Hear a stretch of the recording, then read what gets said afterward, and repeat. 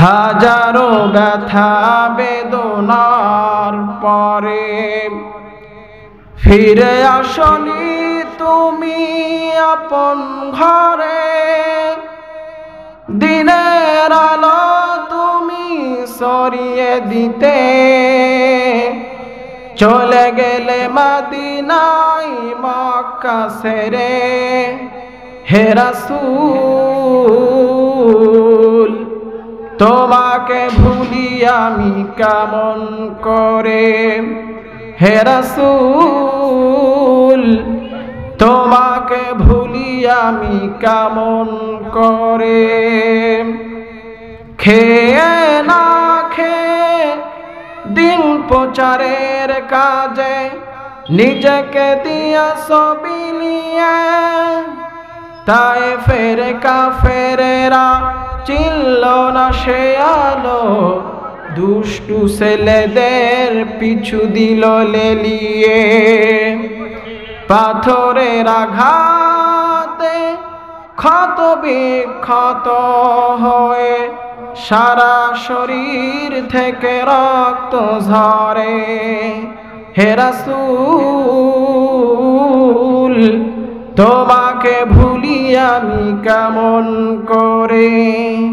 হে রাসূল তোমাকে ভুলি আমি কেমন করে।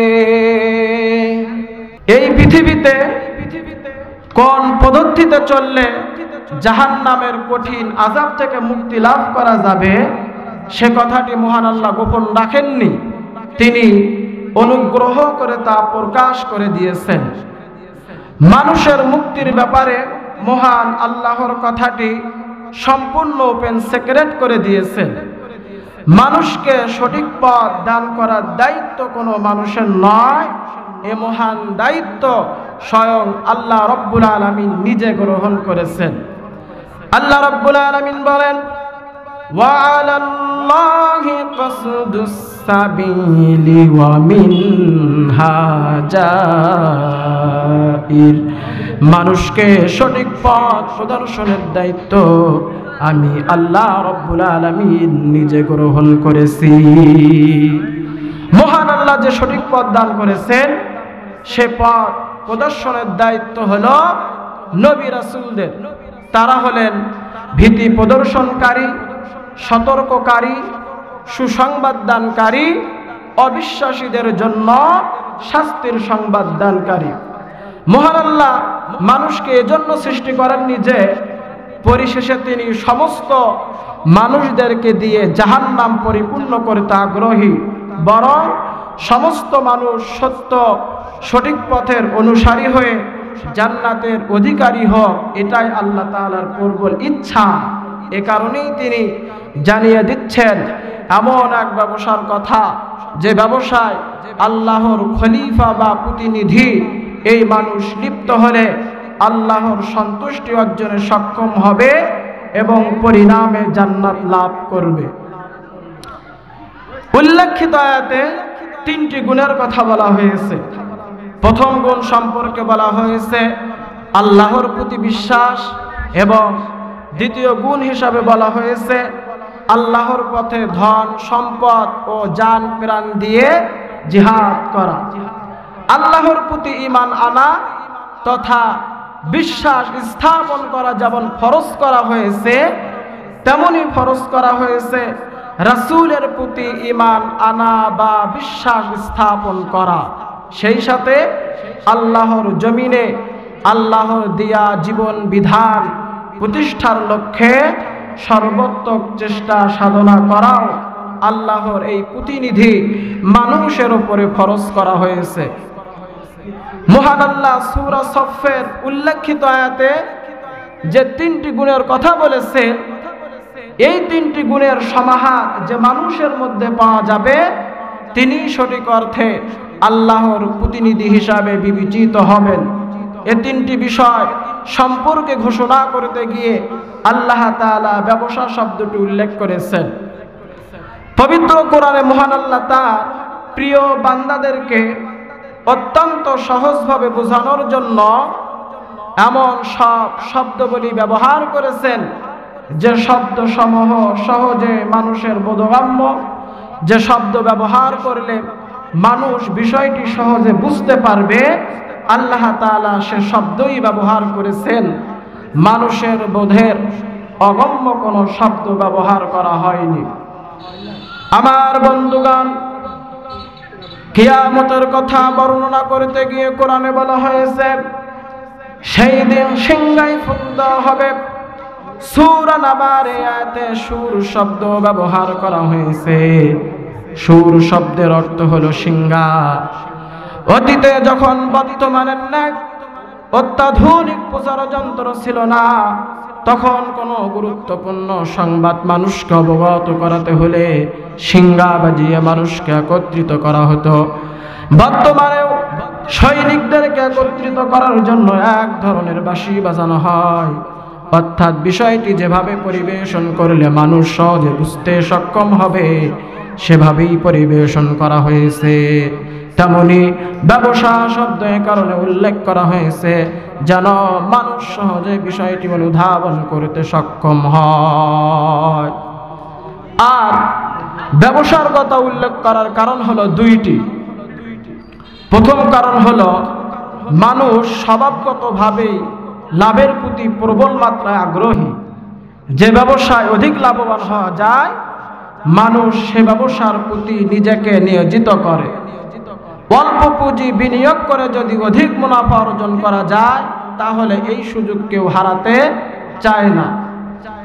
এই বিষয়টি সহজবোধ্য করার জন্য মাওলানা ইহতেশামুল হক থানভী রহমতুল্লাহ আলাইহি রূপক অর্থে এভাবে উদাহরণ দিয়েছেন যে পৃথিবীতে যার পেশা ছিল ব্যবসা, এমন একজন ব্যক্তিকে হাসরের ময়দান উপস্থিত করা হবে। লোকটির পাপ ও পুণ্যের পাল্লা সমান থাকবে। ফেরেশতা লোকটিকে জানাবে, তোমার পাপ ও পুণ্যের পাল্লা তো সমান, এখন তুমি জান্নাতে যাবে না জাহান্নামে যাবে?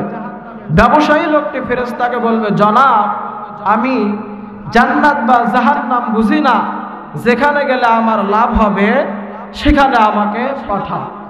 এই রূপক গল্পটির অবতারণা এজন্যই করা হলো যে মানুষ ভীষণভাবে লাভজনক ব্যবসার প্রতি আকৃষ্ট। ব্যবসায় যদি কোনো কারণবশত ক্ষতি হয়, তাহলে মানুষকে বিমর্ষতা পেয়ে বসে, হৃদয় মন থেকে তার আনন্দ উচ্ছ্বাস দুরূহীত হয়।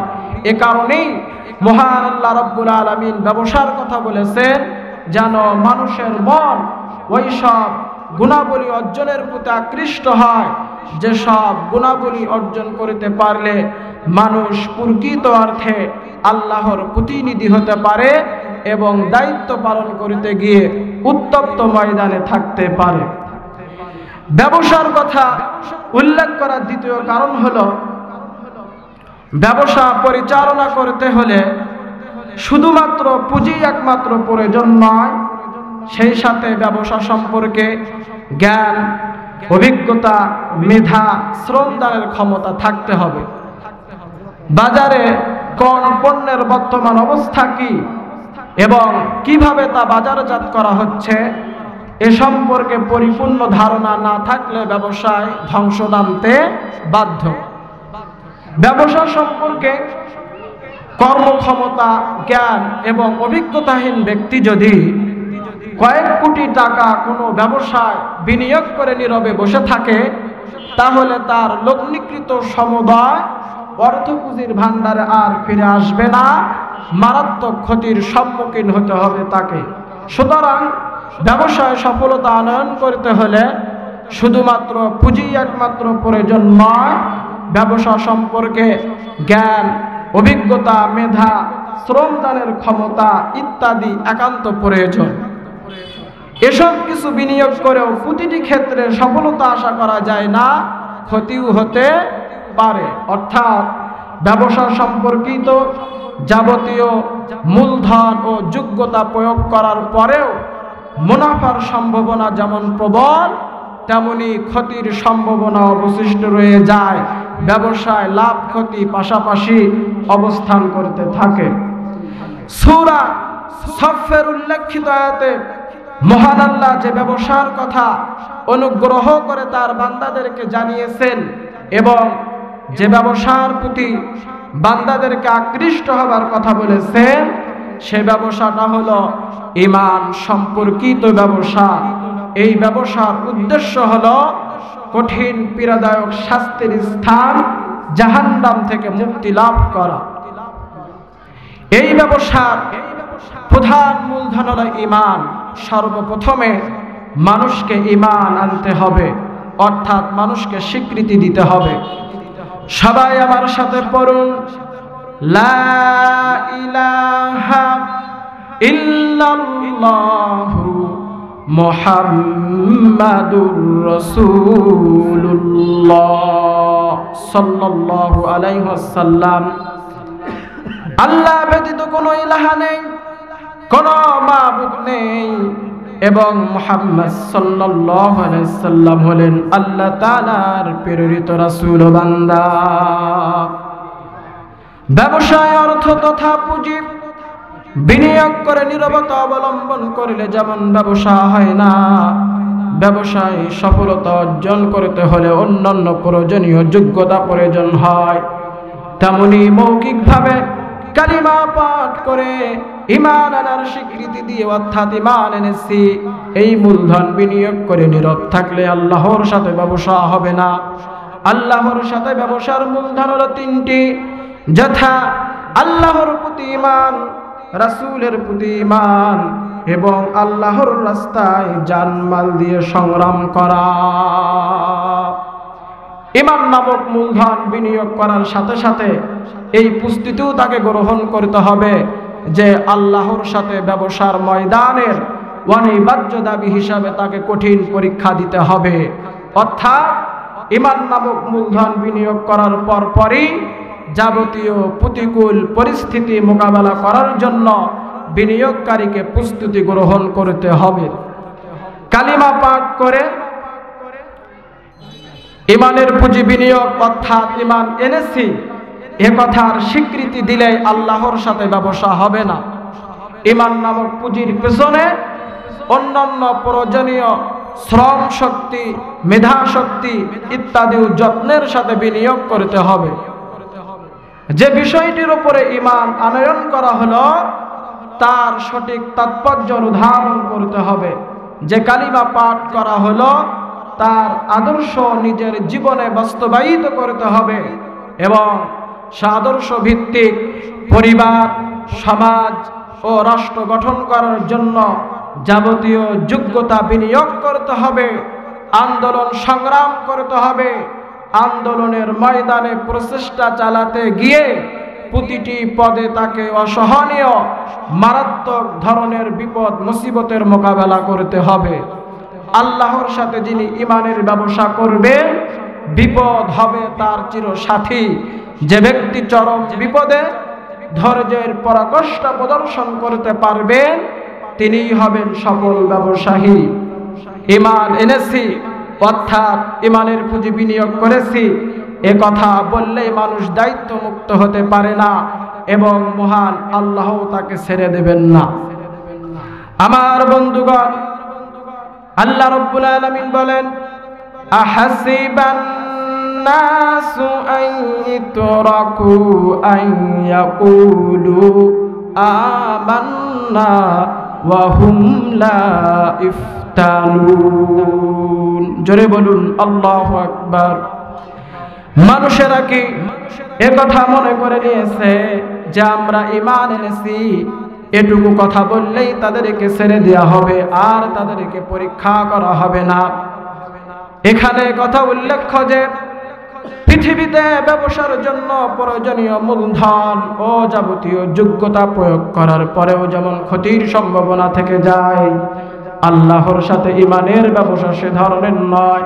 অর্থাৎ আল্লাহ যে ব্যবসার কথা বলেছেন এই ব্যবসায় যে ব্যক্তি নিজেকে নিয়োজিত করবে সে ব্যক্তি কখনো ক্ষতির সম্মুখীন হবে না, সে শুধু লাভবানই হতে থাকবে।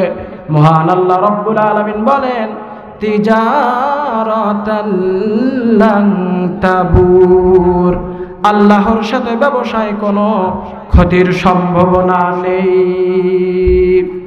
আল্লাহ রাব্বুল আলামিন বলেন, কুল ইন্না সালাতি ওয়া নুসুকি ওয়া মাহইয়ায়া ওয়া মামাতি লিল্লাহি রাব্বিল আলামিন। বলো, নিশ্চয় আমার নামাজ, আমার কুরবানি, আমার জীবন, আমার মৃত্যু সমস্ত কিছু এই মহান আল্লাহর জন্য, যিনি গোটা জাহানের প্রতিপালক। গোটা জাহানের প্রতিপালক কে?